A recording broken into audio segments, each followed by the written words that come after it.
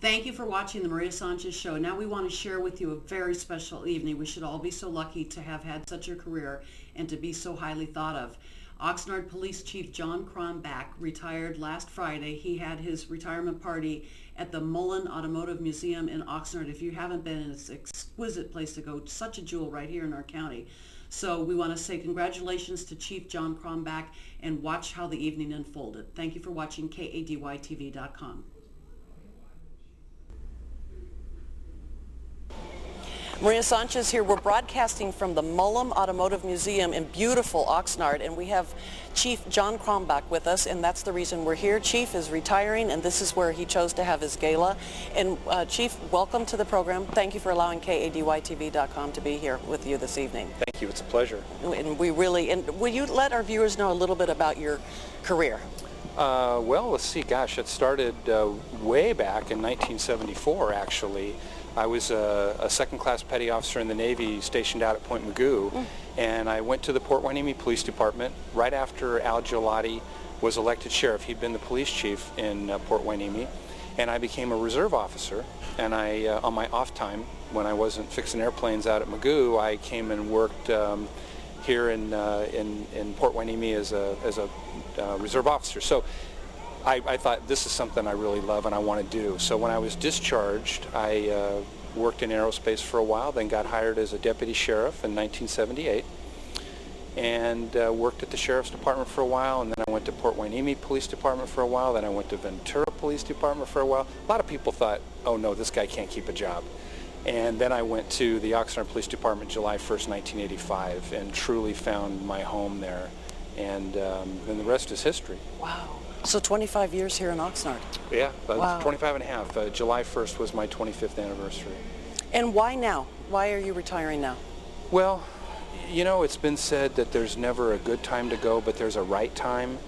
And I think that what I have been able to contribute and bring to the department, I think it's a good time now for some new leadership, and I just think it's just that time to go. Almost 6 years as the chief, and you stay much longer than that. You know, you really think, are your ideas really contemporary? Are you really doing the things that the organization needs to do? And while I think I still have it, and I want to continue to do it, I still think it's time to make room for some upward mobility and bring in somebody new.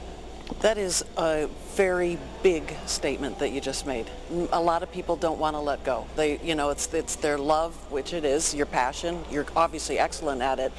Why would you want to leave? It's hard. It's really hard. I can't imagine. We know we have a lot of good things going on. I work with some of the brightest people, and their ideas are amazing, and we just did some reorganization inside. We're going to do some, they are going to do some organizing the beat structure, and so it's going to be an exciting time in the future, and I would love to stick around, but at some time you just have to say it's time to move on. I never wanted to be one of those who people are whispering, when's that guy going to get out of here? A lot of people have really asked me, both in the elected leadership and in city management, to please stick around, and it's very flattering. I'm humbled by that, but it is time to move on. And can you share, do you have plans aside from, and I wanted to have Danita join us at some point too, because as I said to her, it's obviously a two-person job. Right. It affected the couple, and right? I couldn't have done this without her and her support and her help, and she's a professional in her own right in public safety communications, and so that's been great to have her as someone who has helped me out in that area. But we have a list of things to do around the house, and that's going to keep me busy for a while. It's amazing what doesn't get done when you're going to community events and your evening meetings, and so I have some things that are going to keep me busy for a while. And of course we might add that you're campaigning vociferously with Jeff Dean. That was a tremendous amount of commitment and time. It was. That last year of our lives, in fact, we were talking about that where we said, that went by in a blur, because we worked full-time jobs, and then we were doing evening fundraisers and events for Jeff, walking precincts there toward the end, and supporting, obviously, who we thought was truly the better candidate for being our next sheriff. So it all worked out really well. Yeah, I'll say. First time we have an election that's contested in the county and it goes the way you wanted it to go. So, right, that worked out very well. Yeah, very nice. Anything else that you'd like to add in terms of other folks who might want to have a career path like you? I mean, you found your passion early, it sounds like, and that's not necessarily the norm anymore these days. Well, I never intended to be the chief. I came into law enforcement. I loved working with people, and it really sounds kind of old-fashioned and corny, but I really like to help people. I come out of a family that is primarily a service-related, that we all served in the military or we were in service-related industries. My uncles were in the hospitality business, and so we really took this very seriously, and becoming a police officer turned out to be just a dream that I really didn't even know that it was my dream. And so I thought, as I went up through the ranks, is to never lose sight of where I came from, and being able to still work with the community, help people. So in the decision-making process, we always involved line-level people, those people who these decisions impacted, right, and involved them in the process. And so it worked out.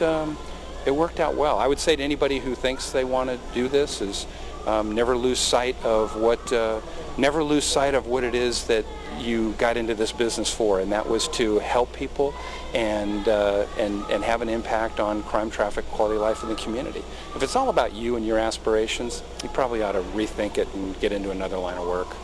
That's a different advice than a lot of people give, because they say, obviously, do what you love, right? But you usually have a goal, and your goal was to do the best you could do in the job, and that got you to the top. Right. I never looked and said, wow, one day I want to be the chief. It never even crossed my mind.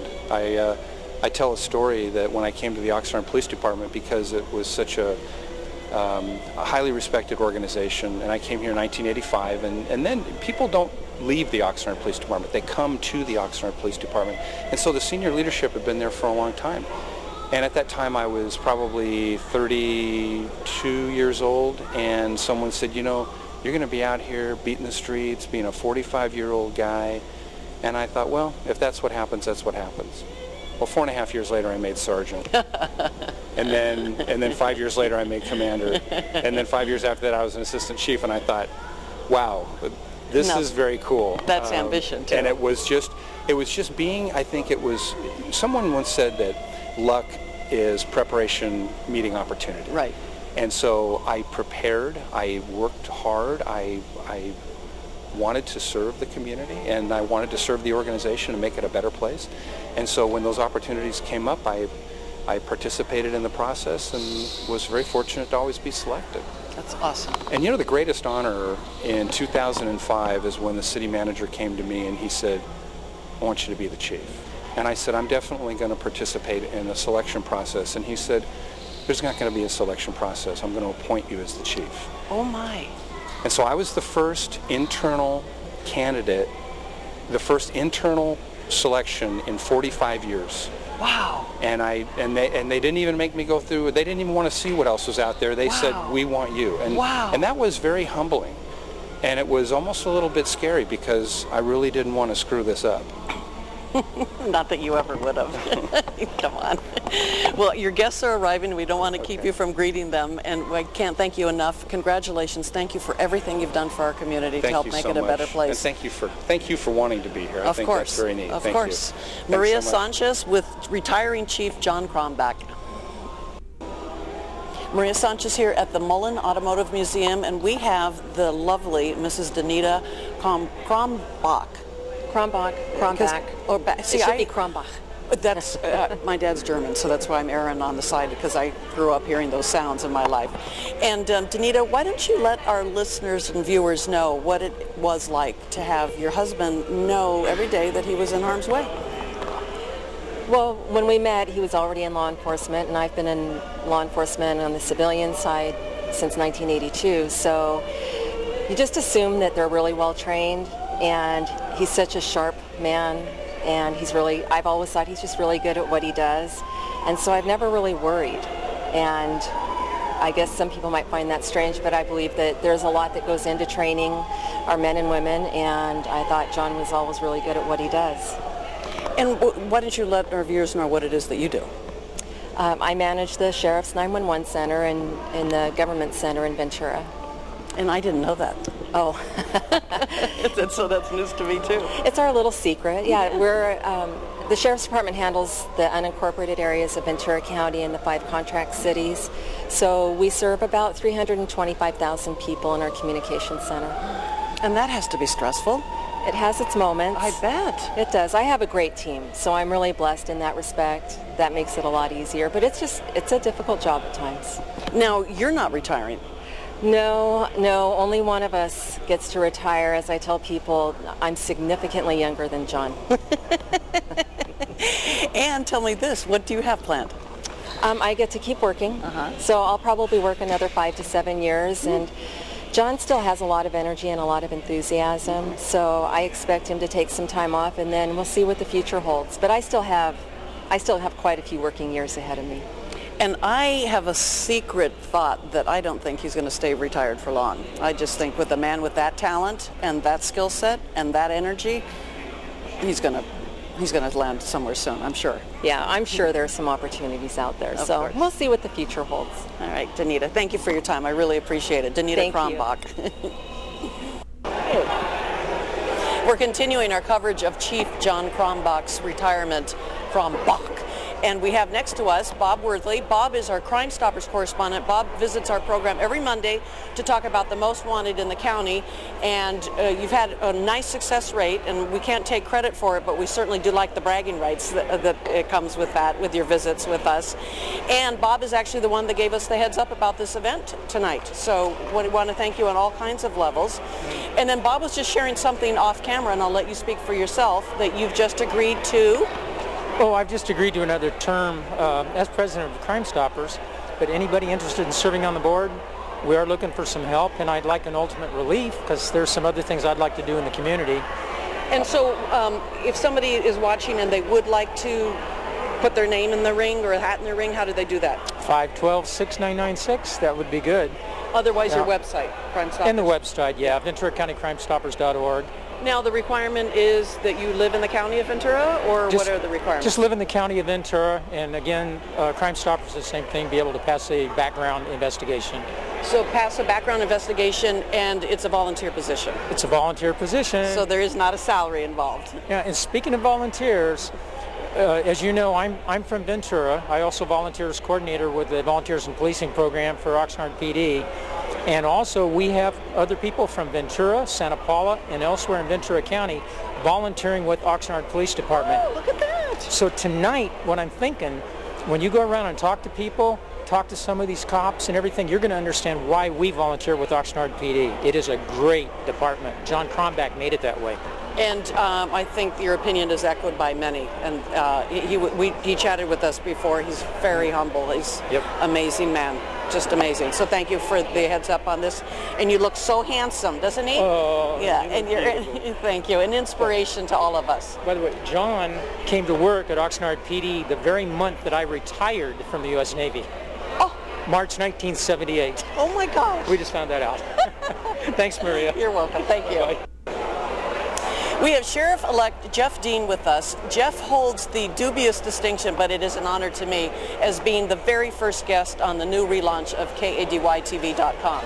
So I really want to thank Jeff for that, because by you being with us that day, that gave me the confidence to know that yes, we can move forward. Now we're still flying under the radar a little bit because we're getting new equipment and we've changed studios. You can't be under the radar that much because I see it on Facebook all the time. Like Susan Montgomery was just talking about it. Oh, right, there you go. Everybody's talking about it. If it's on Facebook, it's got to be everywhere. Yeah. Well, that's a good point. And we haven't gone traditional in that regard. Yes. So Jeff gets sworn in on Friday, January 3rd. Monday, January 3rd. Oh, it's Monday, January 3rd. Monday. Oh, because isn't that funny? I thought that he was retiring on the 2nd. He is. So a Sunday. That's a Sunday, Okay. Okay. Thank you for clarifying that. And we'd like to be there, of course. Absolutely. Love to have you. What do you feel like now in this interim position? What's that like for you? Well, you know, it's given some time to do some planning and, you know, put some things in place and start working on it and talk to some people, bring some people in and, you know, get some ideas and look, you know, so we're up and running. We're ready to go day one, January 3rd. Now, do you have to hire a staff or do you use people that are already there, or how does that work? Well, several people are retiring, and so I'll be bringing, you know, picking my own executive staff, and we'll probably actually make that announcement in the next couple weeks of who that'll be. But besides that, all the existing department personnel will stick around. So you hire from the sheriff's department? You don't take from outside? I have the option for the appointed positions, and there's currently 5 of them. I have the option of bringing from the outside or taking people from within. I see. But they have to be in law enforcement? Yes. Yes. So, in other words, I was thinking if somebody's watching, they're thinking, I would like to, you know, no. I thought maybe you're plugging for a job. You want to carry a gun, don't you, Maria? I know that. You know, my dad's an NRA guy, and he collects guns, so I was raised with guns my whole life. Never gave it a thought. He took us to the target shooting range, that sort of thing. It is just amazing. It's live television. You got it. And so I never have had an issue with guns. Now, I've never owned one myself, but I was always comfortable with them. He made sure of that for us. He bought my mother a Lady Derringer with a mother of pearl handle once as a birthday present. There's always that trade-off. Do you buy your wife a gun and you teach her how to shoot? Is it always a good thing? You never know. So you are here tonight, obviously, to support your friendship and the man that helped with your campaign, as well as led the city of Oxnard. Absolutely. John is a wonderful human being. He's an incredible law enforcement leader.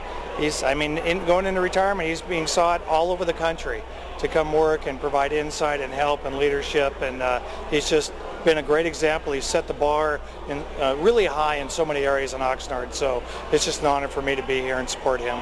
Well, that's sweet. And congratulations again. And our viewers, you are seeing Sheriff-elect Jeff Dean right here, right now, in civilian clothes. Yes. Thanks, you. Thanks, Maria.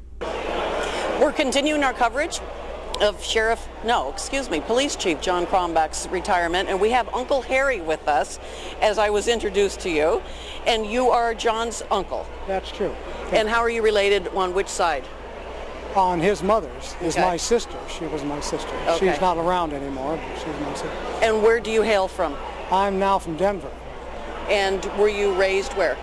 I was raised in Fort Lewis, Washington, actually, and then in Germany and in Austria. Different time, my father, or his grandfather, would be in the military at the time. And John spoke to us about that he comes from a family of givers, and a lot served in the armed forces. Were you in the service? Yes, I was a United States Marine for 8 years, and I was a Green Beret Reserves for 3 years. Oh my goodness. So, and I'm one of 10 children. This may not have anything to do with John, and 7 of them were males, and all of them were service, and 4 of them made careers out of it. So, including my father, which would be the 5th one. He was 33 years in the Army. And my mother is from 10, and my grandmother was from 10. So that doesn't happen anymore these days. No, I don't think so. They don't. Besides, they probably didn't live in the fertile valleys we did. Now tell me, Bob mentioned something about you descend from... Daniel Boone. He is the 6th great-grandson of Daniel Boone. And he is he would be, I don't know what lineage is far down, but we are related to Jesse James by marriage only. So Daniel Boone and Jesse James. That's and it. now who discovered all of this? Well, my mother had this for years, and her mother before myself, and she sort of handed it down. And I think there's only about 3 of us left, of the uncles, aunts, sort of thing, of his, anyway. And I have a lot of that information at home in Denver with me. Because not a lot of people trace their genealogy all that way, so... Well, you can't forget it from the time you're a little boy. I was born in 1936, and from the time I was born and could speak the English language, we heard about Daniel Boone and Jesse James and on, you know, so the pride of it all. Yeah, I bet. Now, where does the height come from in John's? John comes from, he actually is from he would be on the side of his mother. My mother was married previously to a Mauk, M-A-U-K, German name, but American citizens at the time. And she was born there, and I was born a Benison from my father. That was the second husband of my mother. But it was all catalyzed into one family over the years. There was no difference. Did your mom have children with both husbands? Yes. Now that was unusual then, was it not? It was, but like I said, I don't know how else to put it, but it was, contraceptives didn't, if Well, they there were was around. the rhythm method, right? Yes, exactly. And Right besides, on schedule. I come from a Catholic family, so did you really? yeah. Well, I guess prophylactics were a little expensive in the 30s. But still, were you were a product of the second marriage? Yes. Okay. Exactly. Now, did the children from the first marriage come with your mother to the second marriage? Yes, indeed, absolutely. And so you had they had a stepfather. Your dad was their stepfather. Yes, exactly. Yes, and he raised the majority of them, even though they were teenagers and into the adult years. Yeah. Wow, that's a big guy.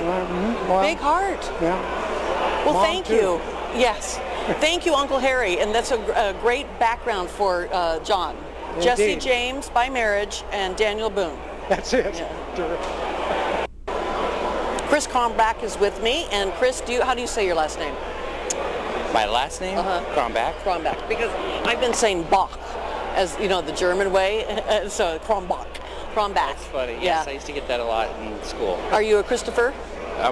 It goes both ways, Chris or Christopher. I have a Christopher, and I call him Christopher, and nobody calls him Christopher. Yeah, see, now my mom calls me Christopher. Even when she's not mad at you? Right, and Yeah, then 'cause- my dad would call me Chris. Yeah, because people always say, nobody calls me that except for my mother when she's angry at me, or to call me to dinner, so, Right. one of those things. So tell me, where were you raised? I was raised in Oxnard. I now live in Michigan, and I moved out of here. I moved out probably 10 years ago. You moved away from from Oxnard? Yeah, so I went to Challenge High School, and it was always great. Lots of stories to tell, because I was always the cop's son, and I was always the minority with the blonde hair, and so whenever I would get heat at school, the kids would always say that that's Big John's son. And so once they would see him roll on campus, I got special treatment in school. I can imagine, because I would imagine nobody messes with Right, the Big chief. John. Yeah. And that's the time when he looks good now, but Yeah. I think he's shrunk an inch or two since then, but he was a big guy I back then. can imagine. Yeah. And so, it would be like, okay, whatever you say. Yeah, exactly. Yeah, he was really intimidating. And was that, I bet it probably was a good attraction for the gals, but it was probably scary for the guys because they knew that you could rat them out and Right. whatever, and not that you would, but Right. Yeah. Yeah. I kind of got away with a lot of things when I was Like younger. what? Like speeding tickets. I'd hate to say that, but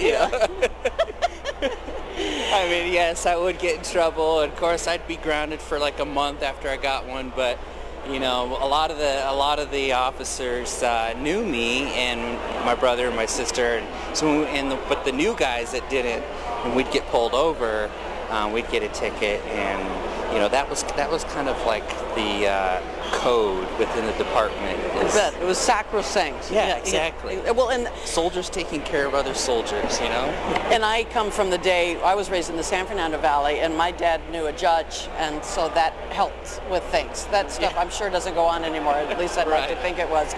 But it was like, come on, judge. It was like, okay. Right. Yeah. So I won't let you tell any more stories out of school, because that was then and this is now. Yeah. So Chris, thanks for joining us. Yes. Chris is John's where do you fit of the three? I'm the oldest. Oh, you're the eldest. Yes. All right. Thank you for your time. Thanks. Let's go, so I look at you, not the camera. We're on camera, and you can look at the camera, and you can look at me, whatever you're comfortable, because this is live television, and so whatever happens, happens. And we're with Mike Matlock, and Mike, you are retired, but you retired at I retired in December from the police department as an assistant chief. As assistant chief with Oxnard PD? With Oxnard PD, right. Okay. Working And now for you're John. a consultant? And now I'm a consultant contracting with the city to run the gang prevention intervention program. Oh, nice. And you are emceeing this evening? I am. And what is on in the future for the guests here tonight? Well, I think we're going to see a little mixture of some humor and some fact. And there's a whole lot that John always was able to do his job with a sense of humor. He's just a warm, for as big as he is, he's just a big teddy bear. He really is. And there's a lot of passion and emotion in the man, and he brings it to work. And we have been very, very close friends for a long time. So I get to see him at work and away from work, and he's the same guy. And so I'm going to try to show that a little bit. Within the parameters of having to keep it short, that's going to be the difficult part. Now, this is an amazing locale to have, and I can't even believe that the museum is letting people walk around with beverages in their hands. I'm trying to get him to raffle off one of them with the door prize, but I don't think it's going to work. And in terms of, was the city invited, or how did people know to come tonight? Were there tickets sold?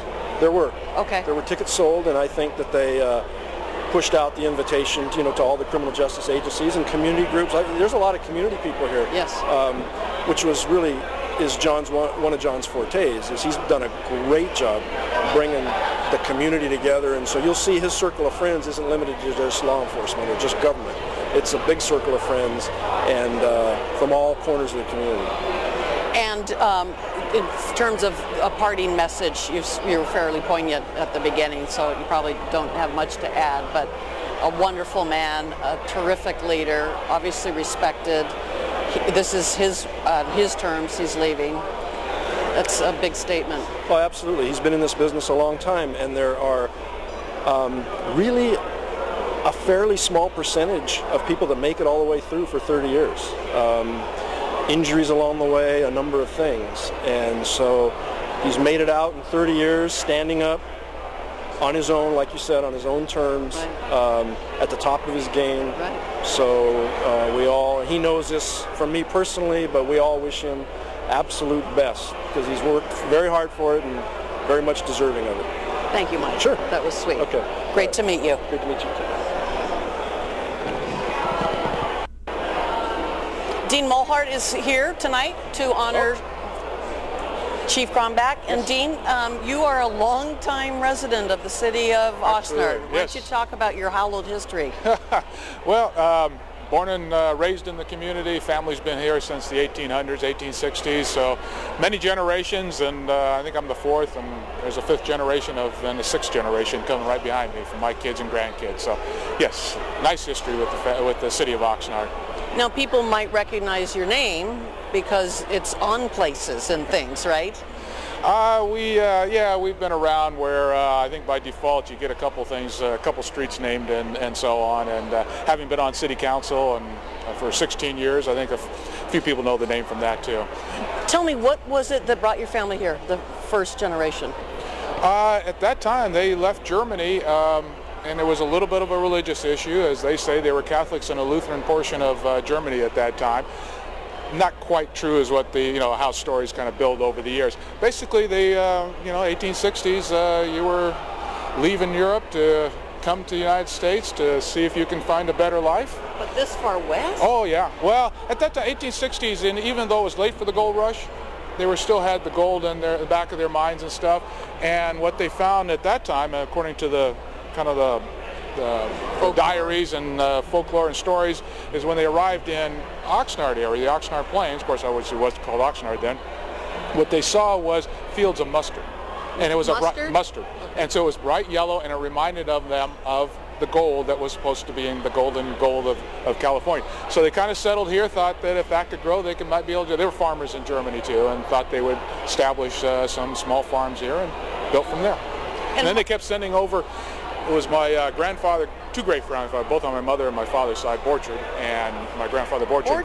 That's my grandfather on my mother's Lord, side. are you really connected? Oh, yeah, so they started that, and then they sent notices back to Germany saying, hey, it's a great place. The next thing you know, cousins come and everything else. Yeah. Because my dad's family's from Germany, but he's first generation. Oh, okay. That's how late they came, and they went to Chicago. Yeah. So. Well, they started up in Tulare, part of them, and part of them started in Texas, and then they all rounded up in the Ventura County. Again, not Oxnard Plains. Oxnard didn't come till later, and it was my grandfather at that time and his uncle, or his brothers, my uncles. They were farming and looking for another crop. They were farming the wheat at that time, and some lima beans, and sugar beets looked like an idea. So they planted a few sugar beets, talked the Oxnard brothers into opening up a factory here to produce it, guaranteed to find them 12,000 acres at the time, which just about wiped everything out as far as acreage goes. And the Oxnard brothers built, at that time, the world's largest sugar beet factory in Oxnard. Well, in what later became Oxnard. Do we still farm sugar beets here? God, when I was farming, I farmed them for about 2 years. They're all shipped up to Santa Maria. There was a plant up in Santa Maria for a while, but for the most part, no, there's nobody in sugar beets here. It's a whole year crop. It takes one whole year to grow sugar beets. Does it? Yes, it's a long-term crop. You have to plant it through the winter, and basically the ground here is just too valuable for strawberries, celery, and those type of things. Sugar beets is a good crop, but not on Oxnard Plains anymore. Not as lucrative. Not as lucrative cash crop, yeah. Dean, anything else? I don't know if we're here for Chief Crombach's retirement. I've been working with him since he was a sergeant on the police department. So, great guy. I have a lot of admiration for him, a lot of respect for what he's done for the city of Oxnard, and for the last 5-6 years he's been chief, and I think the residents can be very proud to have him as chief, and the work that he's done. Oxnard will always be in its debt to him. So congratulations to the chief, and I'm sure you'll still be around, and I'll see him out and about. Sure you will. Okay? Thank you, Dean. Thank you very much. Appreciate your time. Thank you. We have another family member with us. We have Brian Crombach. I'm being told. I've been saying Crombach, and it's like I'm very ethnic in my pronunciation about things because my dad is German and my mother's Spanish, so I get back and forth. We can go with Crombach. Crombach. So Brian, where do you fall in the family line? I'm the middle child. The middle child. Yes, of course. And you are serving our country? I am, yes. Stationed out at Tampa, Florida. CENTCOM. I'm sorry? CENTCOM. CENTCOM? CENTCOM. Okay. Central Command, yeah. Oh, Central Command, excuse me. I know you use all these acronyms. Yes, sorry, yeah. And how long have you been in the service? Almost 12 years. Wow. So Yeah. you're making a career? No. No? No, it's time to move on to bigger and better things. So where is your career taking you thus far? I'm going to stay in the intelligence field. That's what I do now. And where did you start? When you enlisted, where were you? I actually was ground surveillance. It's kind of like a reconnaissance type job, if you will, and I changed that after 6 years to intelligence. And so you found your niche. I did. I like my job better now, absolutely. That's nice. Keeps me behind a desk. Yeah. So how long are you in for this? Until Monday, so just total, 4 or 5 days. Oh my gosh, so you're retiring too? I guess if you can say that, sure, Right? absolutely, yeah, absolutely. And will you come back west, or are you going to stay? No, I whatever jobs take me. I see. In today's economy, it's kind of hard. To stay in government work, it's really quite difficult to predict what could be out there. So this is one of the last few times that you're going to be in uniform? Actually, Today's Friday, you're retiring in 2 days? I might have, no. I have 11 more months left. Oh, okay. No, yeah, I thought you were asking me how long I have here. Oh, I see, yeah. I think I have one more time left in this uniform, and that'll be it. Yeah, sure. Wow. Sure. All right. Yeah. Now, what would you like to tell our viewers about your dad? You know what? He's a great leader, a great mentor, an awesome police officer, police chief, and we love him very much. And this is a great day, and we are proud of him. Very, very proud of him. And I can't imagine how you couldn't be. I mean, he's just a wonderful man. And you got the height, Chris didn't. Now, is your sister tall? She is. Okay, yeah. I haven't met her yet. Yeah, no, she's tall. We'll find her. Okay. We'll find her. Yeah. Well, Brian Crombach, thank you for your time. We appreciate it and enjoy. Celebrate. Thank you. Great to meet you, Brian. I appreciate it. Thank you. And to round out the family, we have, you are the third, aren't you? Yes, I'm the youngest. You're the youngest, Yes. Amanda did you say Crombach or Crombach? Crombach. And Amanda, we've been talking, we spoke with two of your brothers, your two brothers, and also with your dad and other members here who are here. What does this mean to you to have your dad retire? I am so proud of him. It is something that we all look up to him in so many different ways, and we are so proud of him for all the accomplishments, and so proud to say that he is our dad for everything that he's done. It's a big change for me. My whole childhood, I have had nothing but him being a police officer in his uniform, and now that's changing. And so it's a change for me. I think it's going to be a bigger adjustment for me than it is for him. Interesting. So definitely a lot of memories. I love my dad. He's a great person, very a down-to-earth person. I'm sure we all know that, but coming from his daughter, yes. Now, he mentioned in our chat that he was born into a family of givers. Yes. Those that serve. Yes. Do you feel compelled to do that too? To serve in the public? Either to give, to volunteer, to serve either with our country or our communities? You know what, I think the one thing with all of us is that we all, whether it's to serve, we're all out, we work. Every one of us, we've worked at young ages, and it's not because he made us. It's because he taught us the value of what a dollar is, and to go out there and, you know, get a job. I mean, I washed cars when I was 8 years old. And it's not because he told me to, it's because I wanted to, because I realized I can go do this and I can have my own money. And he always taught us that. It's, you know, whatever you do with your life, it's your life, as long as you obey the law and you don't do drugs. So, pretty good advice. Yes. Amanda, thank you for your time. Thank you. It was great to meet you, and congratulations. Thank you. You're welcome. We have City Manager Ed Sotelo with us. Ed, what does John Crombach mean to you? He means a person that I have known and worked with for the past 13 years. Wow. A person that I have trusted. I've had total trust in his leadership, his vision. Just an all-around wonderful person that I'm going to miss.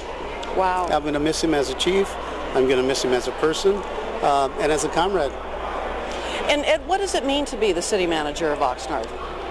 Well, it means that all of the responsibilities, all of the issues, all of the problems and successes rest on my shoulders. I represent the city. I'm responsible for the fiscal stability of the city, and all of the departments report to me, and I love it.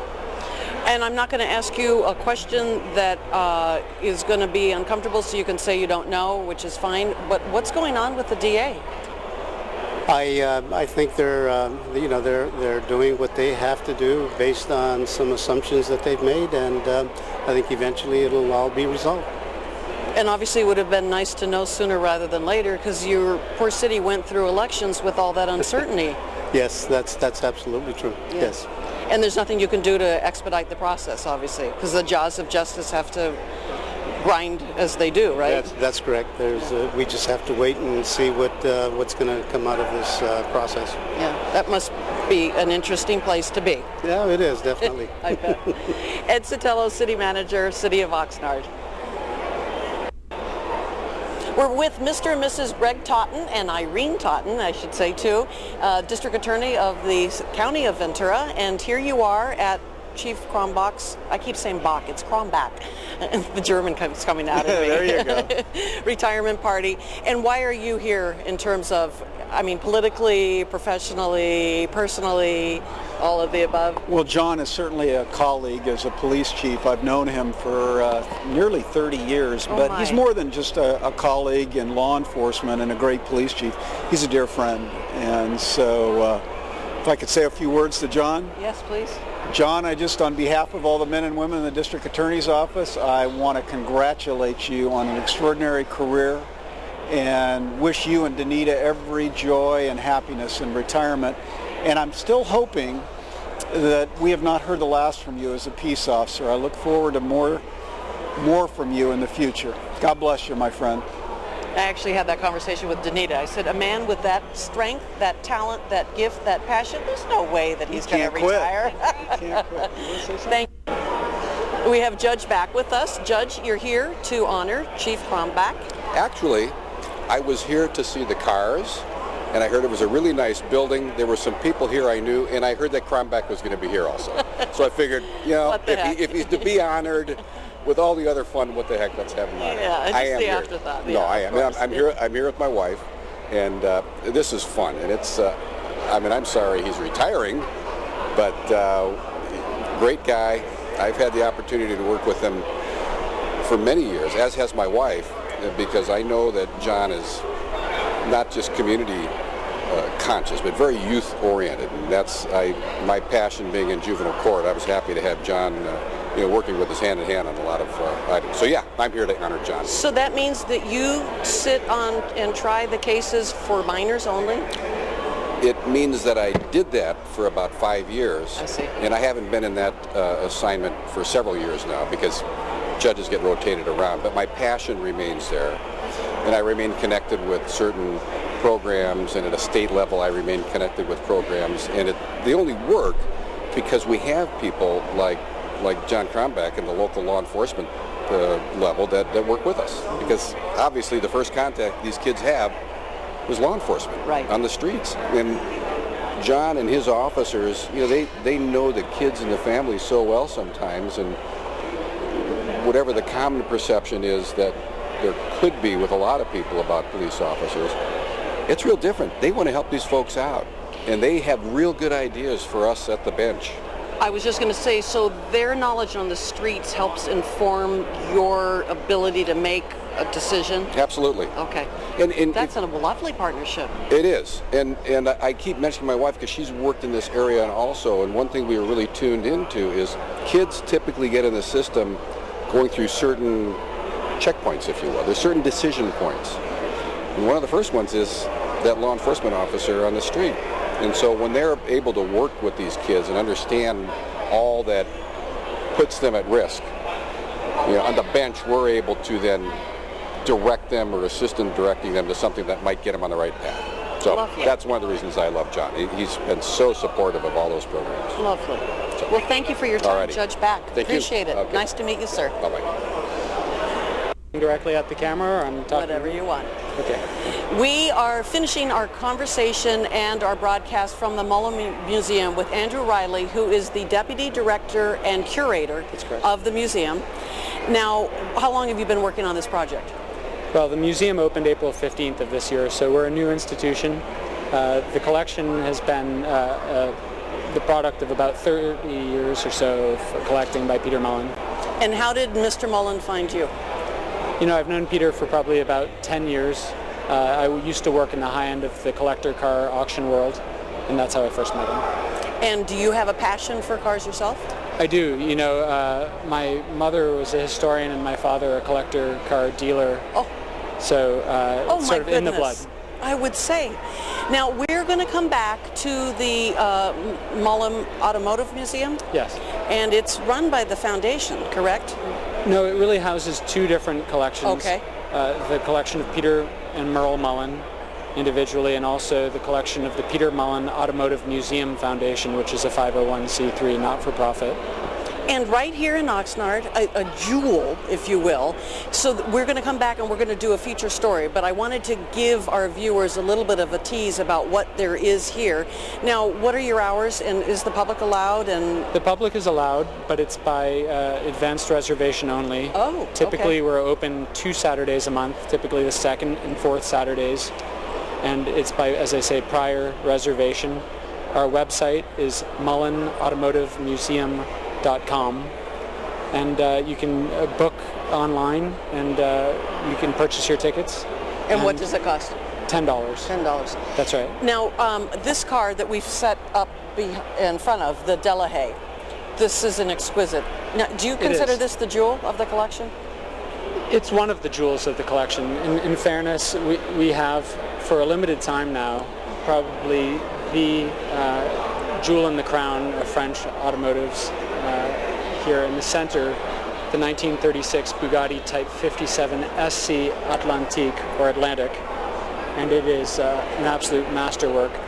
But how do you choose between them? I mean, really, we've got splitting hairs. Splitting hairs. It's to each their own. To many people, this is automotive perfection. Just And the fact that Best in Show in so many of the concours. Yes. I mean, that's exactly. really stunning. Exactly. No, this was a masterwork in its time. It's really amazing. You know, I ask people oftentimes to think about what you would have seen on the roads here in the United States in 1939, and this would have looked like the lunar lander coming down Main Street. Really something special. Yeah, the line. Hey, Bob, can you do a little, we're talking about this Delahaye here, just a kind of pan across of it. It's really just, is that how much that's worth? Do you have a value? Uh-huh. No, this car is probably not $30 million. How do you know? How would you assign a value to something like that? Well, I mean, I guess the question becomes, when is something priceless? Right. I mean, value is comprised of many different things: historic importance, monetary value. This is a car that came here to feature at the 1939 New York World's Fair. War broke out, and it in fact remained on the docks in New York for 8 years while war was raging, and only to return to France briefly, then be sold back here to the United States. And its whereabouts was unknown for many, many years, and then Peter Mullen and an associate of his discovered it in Modesto, of all places, where it had been taken as payment for a bad debt by a tow truck operator, if you can believe it or not. And he secured the car over 4 years of negotiation. And the amazing thing, really, is that the original engine that had been in the car was out of it when it came here for the World's Fair. And I'm going to have you talk to our viewers. Sure. The engine was never originally mounted in the car, and it was remarried with the car by Peter Mullen, which is just incredible. It was in a crate in Germany, of all places. And so this is really a passion for me, for Peter Mullen, for Merle Mullen. And it's also about stewardship. These are cars that we don't believe that we own, but are really sort of part of the collective, public's ownership. It's like part of our heritage. Yes. You know, I mean, yeah. yes. Now, these are real jewels. There are 10,000 more questions that I have for you, sure. Andrew, but I'm not going to ask them because what we're going to do is, this is just a tease, we're going to come back and we're going to do a feature, and this jewel right here in the county is yes. available for the general public on the second and the fourth Saturdays in general. Yes. Andrew Riley, Deputy Director and Curator of the Mullen Museum. Thank you so much for your time. Thank you so much. Great to meet you. Okay. Steve Thomas, resident business owner, former CB, visiting here, and you're here why, Steve? Well, I just wanted to check out another museum. And but actually, John Crombach and I have been friends for over 30 years, almost 35 years. And this week, John came to my dealership and gave me an honor that was absolutely incredible. The city of Oxnard has only issued 3 honorary badges in the history of their department, and I was the third recipient. No way. Yes, and I was speechless. I didn't know what to say. It was very emotional, and it meant a lot to me because back when I started in Oxnard in '67, '68, and then got very active with Oxnard PD with a lot of their activities, a lot of their. You mean you were officers. arrested a lot? Actually, I was. You know, when you're in and out of jail a lot, the officers get to know you, and actually, I just see Dave Keith over there. I know. Dave knows how many times they've had me in that damn jail. So, but anyway, I always thought it was always great of them to let me go. All the time, they'd keep me for a while and let me go. And then I just absolutely, I couldn't believe this honor they gave me. And so John and I have been close, and there's a lot of my close friends here tonight I haven't seen in a long time.